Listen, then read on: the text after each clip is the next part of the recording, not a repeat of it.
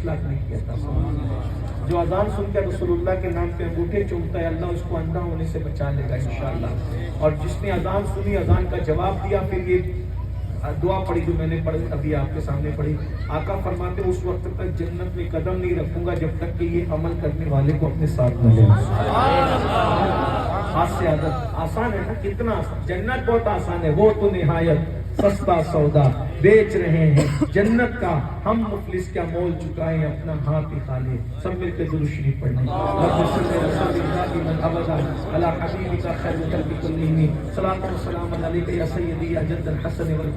तो मैं अर्ज़ ये कर रहा था, मेरे भाई इब्ने हारून के बारे में जब पूछा मालिकुद दीनार ने, तो बहुत नेक है, बड़ा मुत्तकी, बड़ा शोरा सुना, बड़ा चर्चा सुना। बहरहाल फिर क्या हुआ मेरे भाई, हजरत मालिकुद दीनार कहते हैं मैं उससे मिलने के लिए गया, तो मैंने कहा वो कहाँ मिलेगा? लोगों ने कहा वो खैमे में नहीं रुकते, बहुत नेक और मुत्तकी है ना, वो तो खुले आसमान के नीचे रुकते हैं, वो जमीन जेनी के छत के नीचे नहीं रुकते।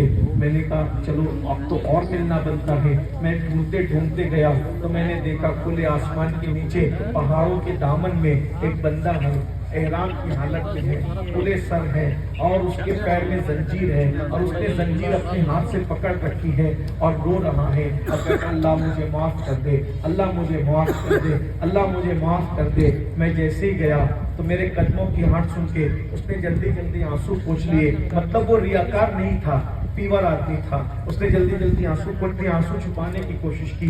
मालिकुद दीनार कहते हैं मगर उसकी दाढ़ी आंसुओं से तर थी। मैं उसके करीब जाने की कोशिश किया तो उसने कहा ए मालिकुद दीनार आइए आइए करीब आइए, ख्वाब देख कर आ रहे हो ना?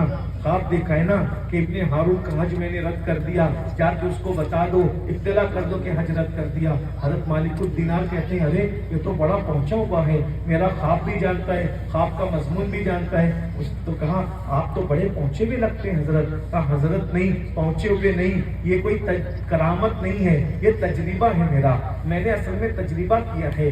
क्या तजरिबा है आपका?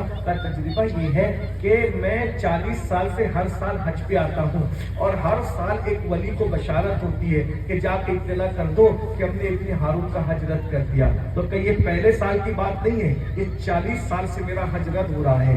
पैदल हज पे आता हूँ लेकिन हज कबूल नहीं होता, नमाजें पढ़ता हूँ कबूल नहीं होती, रोजे रखता हूँ, हर दिन रोजे से हूँ। अय्यामे ममनुआ जो 5 अय्याम में रोजा रखना मकरू है, उसके अलावा मैं हर दिन रोजे से हूँ। एक मुट्ठी भर चने के अलावा मैं कुछ नहीं खाता, लेकिन मेरी कोई इबादत कबूल नहीं। मालिक मेरी कोई इबादत कबूल नहीं। ऐ मालिकुद दीनार बस रोना है, गम है, तकलीफ है, मुसीबत है, हर इबादत के बाद बेचैनी बढ़ती जाती है। मालिक इब्ने दीनार ने कहा अल्लाह के बंदे, मेरा अल्लाह किसी पे जुल्म नहीं करता, जरा ये बता आखिर अल्लाह तेरी इबादत रद्द क्यों करता है? अब बस इतना वाकया मैंने 2 जुमले पढ़ने के लिए इसलिए इतना लंबा वाकया बयान किया। अब वो इब्ने हारून अपनी दास्तान बता रहा है कि आखिर इसकी इबादत कबूल क्यों नहीं होती, हर दिन बेचैन क्यों है, बेकरार क्यों है, 40 हज करने के बाद भी हर हज रद्द क्यों है, नमाजें पढ़ने के बाद भी हर नमाज रद्द क्यों है, रोजे रखने के बाद भी हर रोजा रद्द क्यों है? अब इब्ने हारून कहता है ऐ मालिकुल दीनार, अगर तुम अल्लाह के इतने बड़े वली न होते तो मैं अपनी दास्तान तुम्हें न बताता। आज तक ये दास्तान मैंने किसी को बताई नहीं, लेकिन तुम्हें बताता हूँ, सुन लीजिए। मालिकुल दीनार कहते बताओ। कहा दरअसल बात ये है अल्लाह ने दौलत दी थी, अल्लाह ने बहुत माल से नवाजा था, बहुत आराम से कट रही थी, अल्लाह ने बहुत ऐश इशरत के दिन दिखाए थे। ऐसे में मैं गलत दोस्तों की सोहबत में पड़ गया, बस यही बात होती है, मैं गलत दोस्तों की सोहबत में पड़ गया और गलत दोस्तों ने मुझे नशे के अड्डे तक पहुंचा दिया और मैं नशा करने लगा। मेरे भाई वो दोस्त जो तुम्हें नशे तक ले जाए, जो तुम्हें जिना तक ले जाए, जो तुम्हें बदकारी तक ले जाए, जो तुम्हें फिल्म खाने तक ले जाए, वो दोस्त नहीं है, उससे बदतरीन दुश्मन कोई नहीं हो सकता। दोस्त वो है जो तुम्हें सच्चाई की राह पे ले जाए, दोस्त वो है जो तुम्हें अल्लाह की राह पे ले जाए। इब्ने हारून कहता है मालिकुद दीनार सुनो, जब मैं नशे का आदी हो गया, दिन ब दिन नशा बढ़ता चला गया, बढ़ता चला गया। एक दिन ऐसा हुआ, दोस्तों ने मशवरा किया आज शाबान की आखिरी तारीख है, कल से रमजानुल मुबारक शुरू हो जाएंगे, हम नशा नहीं कर सकेंगे, आज जरा मौज मस्ती ज्यादा कर लेते हैं। इतनी पी कि पूरा दिन गुजर गया, पता भी नहीं चला और शाम के वक्त डोलते हुए आया।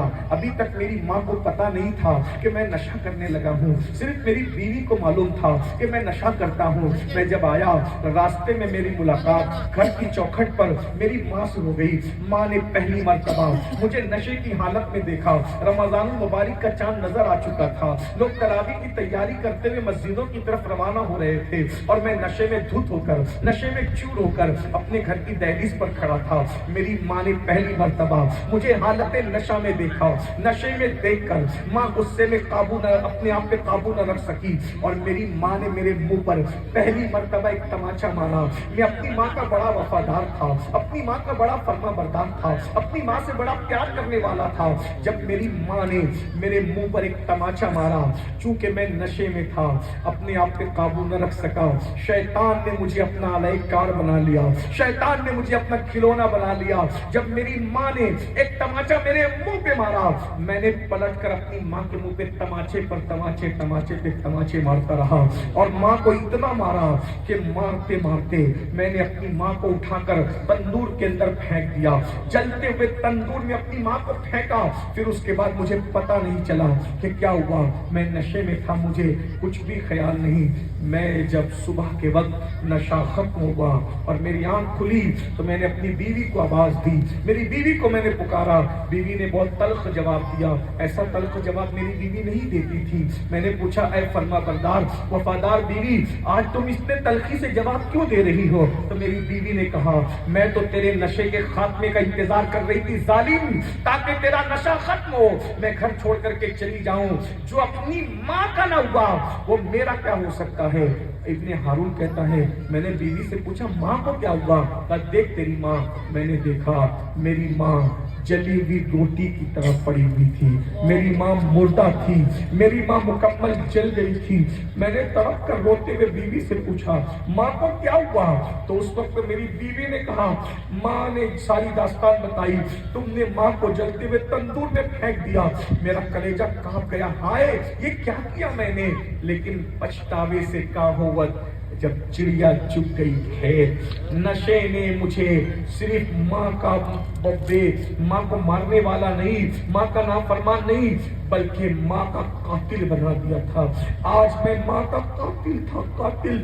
آپ جانتے ہیں انسان کتنا بھی بڑا جرم کر لے, اللہ کے رسول نے اس کا جنازہ پڑھنے سے منع نہیں کیا, لیکن میرے آقا فرماتے ہیں جو ماں باپ کا قاتل ہو اس کی جنازہ نہیں پڑے گی. ماں باپ کا قتل کتنی بری چیز ہے. وہ کہتا ہے ابن ہارون, میں اپنی ماں کا قاتل تھا, مالک الدینار میری ماں کو میں نے قتل کیا. مجھے احساس, نشے نے تو مجھے ماں کا قاتل. میرے بھائیوں, تم بھی ماں باپ کے قاتل بن گئے. نشہ کرنے والوں, میری پوری گفتگو یاد رہے نہ یاد رہی, یہ دو جملے میرے ٹوٹے ہوئے دل کی فریاد کے طور پہ ضرور یاد رکھنا. تم بھی ماں کے قاتل بن گئے. کیوں؟ ابن ہارون نے ماں کو جلتی ہوئی انگار میں پھینکا, اس کی ماں جل گئی. تم اپنے ماں باپ کو دکھوں کی انگاروں میں جلا رہے ہو, صدموں کے انگاروں میں جلا رہے ہو, ٹینشن کے انگاروں میں جلا رہے ہو. اپنی پسند کی شادی کے چکر میں ماں باپ کو دکھوں کی آگ میں جلانے والوں. ابن ہارون کی ماں تو چند گھنٹوں میں دنیا کی آگ میں جل کر کے مر گئی.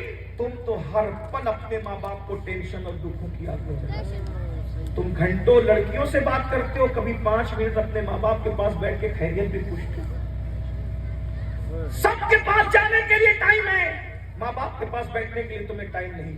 بہت معافی کے ساتھ ان سب پیر صاحب, سید صاحب, علماء کرام سے معافی چاہتے ہوئے, میں کسی کی مخالفت کرنے نہیں آیا.